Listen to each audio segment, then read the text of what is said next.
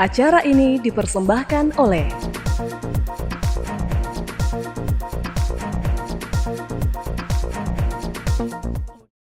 Halo pemirsa Monas TV, senang sekali saya Andrea Ririn Karina dapat kembali menjumpai Anda dalam Monas Daily.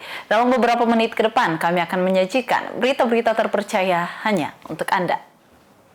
Pemirsa, transformasi kendaraan bahan bakar minyak ke kendaraan listrik sedang digiatkan pemerintah.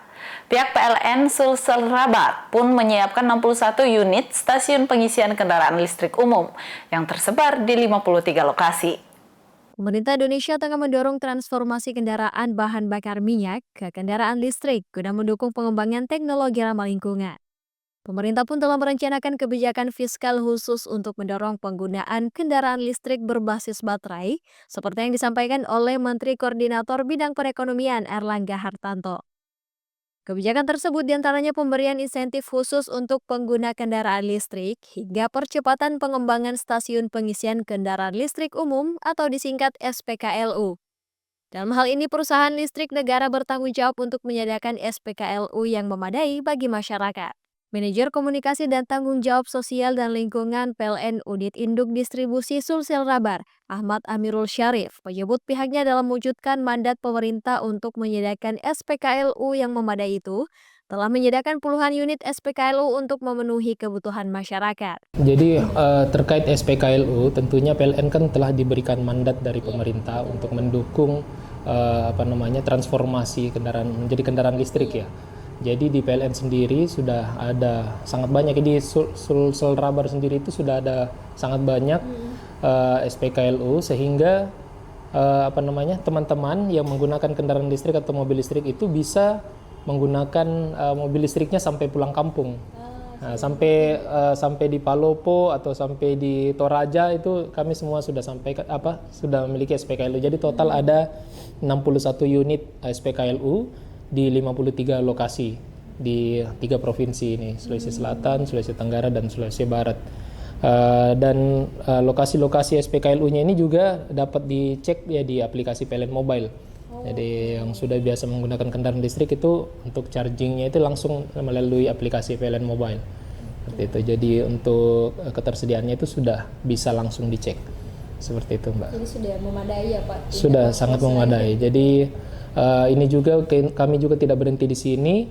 Tentunya kami kedepannya akan tetap membangun infrastruktur dan kami juga membuka kerjasama untuk swasta yang ingin bekerja sama untuk penyediaan SPKLU juga. Amirul Syarif menyebut, untuk wilayah Sulawesi Selatan, Sulawesi Tenggara, dan Sulawesi Barat sendiri sudah tersedia 61 unit SPKLU yang tersebar di 53 lokasi dengan rincian 5 unit di Sulawesi Barat, 47 unit di Sulawesi Selatan, dan 9 unit di Sulawesi Tenggara. Jumlah daya dari keseluruhan unit tersebut mencapai 1.419 kW. Amirul Syarif menambahkan untuk memudahkan masyarakat dalam mengakses info lokasi SPKLU terdekat, masyarakat juga dapat mengakses aplikasi PLN Mobile, sehingga aktivitas charging kendaraan bisa lebih mudah. Kedepannya, PLN Sulsel Rabar masih akan membangun stasiun pengisian serupa dengan membuka kolaborasi dengan masyarakat yang ingin berkontribusi dalam penyediaan SPKLU agar semakin banyak kendaraan listrik berbasis baterai yang bisa mengaspal di Indonesia. Yufa Syarahman, Unhas TV. Asam lambung memiliki fungsi penting bagi pencernaan kita, namun produksi asam lambung yang berlebih dapat menyebabkan masalah kesehatan. Agar asam lambung tak overproduksi, mari selidiki penyebabnya. Berikut informasinya untuk Anda. Asam lambung merupakan zat asam kuat yang berperan penting menetralisir enzim dan membunuh kuman berbahaya dalam makanan. Namun produksi asam lambung berlebih dan kadarnya tidak normal dapat menyebabkan berbagai masalah kesehatan. Di antaranya adalah perut kembung, mual, diare, atau konstipasi.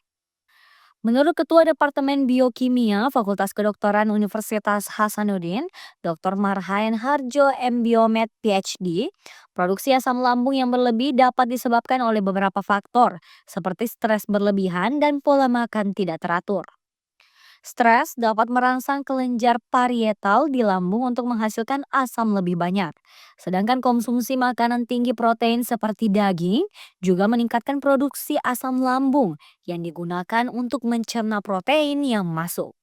peningkatan produksi HCl ini disebabkan oleh banyak hal. Bisa karena stres, bisa karena makan banyak makanan yang mengandung peptida ya, sehingga merangsang HCl-nya keluar. Misalnya kita mengkonsumsi daging misalnya kan kaya akan protein. Nah, untuk mengaktifkan enzim peptidasenya itu dibutuhkan HCl yang banyak sehingga akan berlimpah. Dengan demikian bisa terjadi reflux. HCl yang tadinya di dalam lambung bisa keluar ke esofagus yang menimbulkan sensasi nyeri tadi yang dirasakan sebagai nyeri punggung. Sebenarnya itu adalah iritasi pada mukosa daripada esofagus kita yang terletak antara mulut dengan lambung. Untuk mengatasi peningkatan asam lambung, Dr. Marhain menekankan pentingnya menjaga keseimbangan antara pola hidup sehat dan pola makan teratur. Feni Septiani Samuel, Unhas TV. Pemirsa, titik-titik api di Los Angeles terus menyebar di perpara angin kencang. Lautan api membakar tak hanya hutan dan lahan, tapi juga rumah dan tempat usaha. Sejumlah diaspora Indonesia yang terdampak langsung harus mengungsi dan mengalihkan pekerjaan mereka. Selengkapnya dalam liputan VOA berikut ini. Terus kalau di LA kan memang udah biasa banget brush fire. Jadi tuh udah kayak kebiasaan lah cek gitu loh, pakai apps sama cek-cek sosial media. Terus aku lihat temenku, dia ada post, this is view from my balcony gitu. Udah gitu terus aku keluar rumah juga udah kelihatan di situ merah langitnya gitu loh. Mika Cahyadi tinggal di area dengan label zona 2, di mana potensi kebakaran mencapai 30 meter dan warga diharapkan untuk bersiap evakuasi. Rasa nggak tenang sih sama udah lihat-lihat sosial media kan kayaknya udah makin gede gitu. Kayak temanku juga kasih tahu kalau nggak keluar sekarang kayaknya nanti takut terjebak gitu. Kayak yang di Malibu kan orang-orang pada terjebak yang tinggalin mobilnya rame-rame itu. Walaupun belum ada warning, jadi udah mulai evakuate juga. Sementara Dewi Rusmiati yang bekerja sebagai manajer properti di wilayah Beverly Hills memastikan keselamatan pekerjanya di kawasan sekitar titik api. Mulai dari hari Selasa itu sudah tidak ada employee sama sekali. Even kita udah meliburkan security, kita punya chicken farm, kita mesti selamatkan ayam-ayam yang ada di properti. Kebakaran yang menyebar di beberapa titik di Los Angeles menyapu wilayah sekitar 117 km persegi dan mengaktifkan perintah evakuasi ke sekitar 180.000 warga, menurut pemerintah lokal. Ribuan gedung terbakar dan puluhan ribu terancam di jalur api yang meliputi Malibu hingga Santa Monica.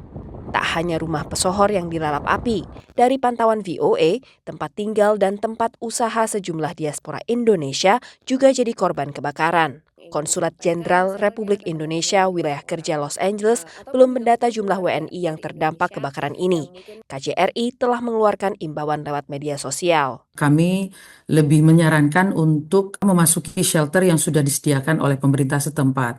Fasilitas mereka tentunya akan lebih lengkap.